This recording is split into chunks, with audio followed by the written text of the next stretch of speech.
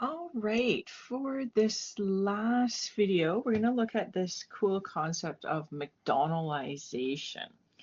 Now, this flows from the content on bureaucracies. And as I noted, and as the reading you have notes, the bureaucratic model of a formal organization is the most universal organizational form, and it exists in pretty much all of the institutions. It exists in government, business, education, religion. For example, the bureaucracy was and continues to be seen as a way to make organizations more productive, more efficient, more profitable, if that's the goal. The historical trend toward bureaucracies and towards bureaucratization sped up during the Industrial Revolution, and where the bureaucracy was seen to be the most rational and efficient means of attaining organizational goals. According to Max Weber, rationality is the process by which traditional methods of social organizations are gradually replaced by which traditional method, no, sorry, method, let's start that over. According to Max Weber, rationality is a process by which traditional methods of social organizations are gradually replaced by efficiently administered formal rules and procedures, not informality and spontaneity, for instance. So Weber's work on bureaucracy was based on his view that rationalization was an inevitable part of the social world. George Ritzer has updated Max Weber's work by looking at what he calls McDonaldization, which he defines as the process by which the principles of fast food restaurant are coming to dominate more and more sectors of the American economy and society, as well as the rest of the world. So a little bit of history of McDonald's. Ray Kroc was the founder of McDonald's, and he applied the principles developed by Henry Ford uh, to the preparation of serving food, preparation and serving of food. Henry Ford installed the world's first moving assembly line in an automobile factory in Michigan in 1913. This was an innovation intended to cut costs and to facilitate the mass production of vehicles. And Ford, as you know, it exists today as a corporation, the Ford Motor Company. The moving assembly line brought the parts to the workers, and as a result, considerable amount of time was saved in creating vehicles. So and Ray Kroc, founder of McDonald's, liked that idea, and he applied all of that to the fast food creation. So the process of McDonaldization takes a task, breaks it down into smaller tasks, and this is repeated until tasks are then rationalized to find the single most efficient method for completing each task. All other methods are then deemed inefficient and discarded and not done anymore. So the result is an efficient, logical sequence of methods that can be completed in the same way every time to produce a desired outcome. The outcome is predictable. As a result, all aspects of the process are easily controlled. Additionally, quantity or calculability becomes a measurement of good performance. So let's look at each of those criteria here in a little bit more detail and some examples. So efficiency is the process of choosing the optimum method for completing a task. Ritzer, in defining McDonaldization, Ritzer uses the examples of salad bars. In essence, with a salad bar, you buy an empty plate, you go to the bar, and you create the salad yourself. This is very efficient for the restaurant, but makes more work for the consumer. In other words, you have to pay for the privilege of making your own salad.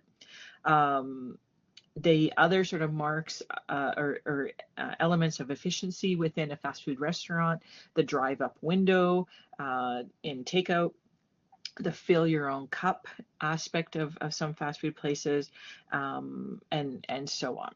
The other sort of aspect of efficiency within the fast food restaurant would be the steps and the very minimal steps that they take to make the burger, for example. It looks like an assembly line in, say, like a motor company. Calculability is another aspect of McDonaldization. Calculability is the emphasis on quantitative aspects of products sold or services offered. So this is where you look at things like portion size, the cost of things, the time it takes to get the product to the person. The emphasis here is on quantity, not quality. So, for example, many people have pointed out that McDonald's sells the Big Mac, not the Good Mac. And the practice of supersizing also fits in here too. If there's a lot of a product, it must be good. Predictability is the third aspect. Predictability refers to an emphasis on order, routine, consistency. People prefer to know what is to be expected in most settings and at most times. So the production process at McDonald's is organized to guarantee uniformity of product and outcomes. And as a result, the experience of a McDonald's customer is the same at every location. The burgers taste the same, the procedure is the same, the buildings sometimes even look the same. And the work also is routine and predictable for all the employees at a McDonald's restaurant. And you could literally go and do the same work at another place because it is all predictable and the same. And lastly, control is a feature of McDonaldization. This refers to control over both the employees and the customers. And this is because this is an important aspect of of McDonaldization, as an important aspect of bureaucratization. People are a source of great unpredictability and uncertainty and inefficiency. So employers try to maintain better control of people by either substituting non-human labor for human labor. So anytime you can automate a process and put a machine or a robot into there, they'll jump at that chance. Or another way to maintain greater control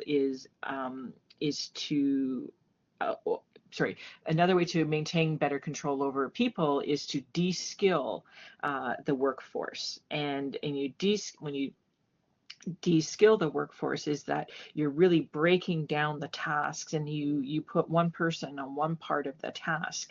And when you make tasks repetitive, force employees not to think, the employer can maintain a tighter control over them. So again, the vision of a McDonald's employee making a hamburger, that person, there's the steps. They don't have to think about the particular steps to putting together and constructing each hamburger, and so it's repetitive. You don't have to think about it. It's de-skilled. That person, literally, if a robot can do it, then it's a pretty de-skilled and unskilled job there. But that's what gives the employer control over their workforce.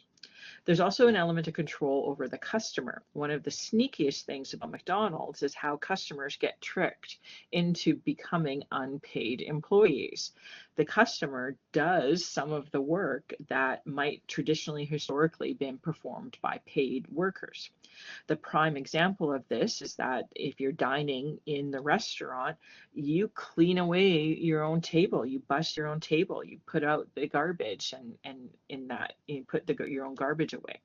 So you dutifully carry your trash to the friendly receptacles that are marked by thank you. And this, the extreme rationalization of this is in the drive-through aspect of fast food. You literally take your trash with you and you dispose of it later, usually at home. And the restaurant doesn't have to deal with that, even paying an employee to take out the garbage bags. And the last feature, or this is kind of an outcome of McDonaldization, So over rationalizing a process, over McDonaldizing of a process is going to have some unexpected side effects. And this is what's known as irrationality. So over rationalizing a process is going to have unexpected side effects, which we call irrationalities of rationality. In a sociological context, this means that a rationalized system may result in events or outcomes that were neither anticipated or desired, and in fact might not be so good. So take example, McDonald's as a chain of restaurants. The irrationalities that have been identified with this one organization include, amongst a lot, but I'll just highlight a few of them. One irrationality is this idea, the premise that fast food often turns out to be just the opposite.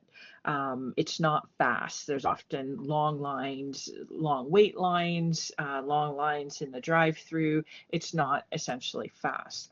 Fast food also is not necessarily good food. In fact, McDonald's food is extremely, and it has historically been extremely unhealthy. The taste, average, bland, linked to health problems, including obesity. And I've included a video here, or as an image here of the documentary Super Size Me. Now, to be maybe a little bit of fair, but I'm not 100%, don't quote me on this, but I think because of the success of the documentary Super Size Me, McDonald's and other restaurants have taken some steps to, increase the health a little bit of their food, but on the whole, not good food, or not like healthy food. Another irrationality would be the system of efficiently producing and distributing their food has led to the production of tons of trash each year and a food cultivation system of questionable ethics.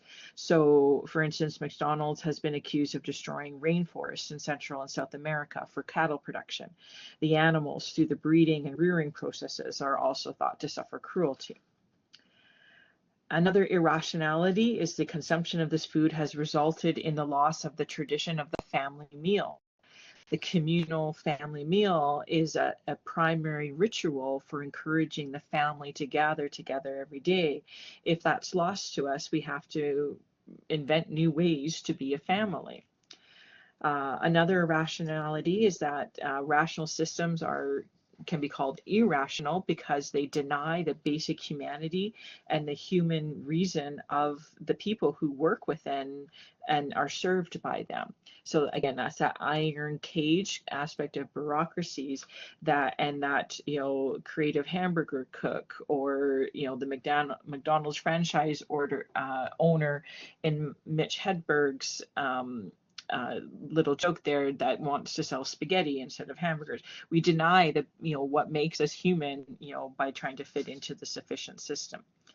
McDonaldization leads to de-skilling and the creation of a workforce with minimum abilities needed to complete very simple focused tasks.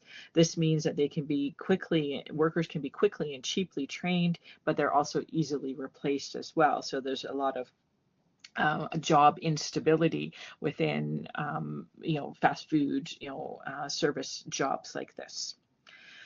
Sociologist George Ritzer sees the thousands of McDonald's restaurants that operate throughout the world as having a much greater significance than the convenience of fast hamburgers and milkshakes. He coined this term, the McDonaldization of society, to refer to the increasing rationalization of the routine tasks of everyday life.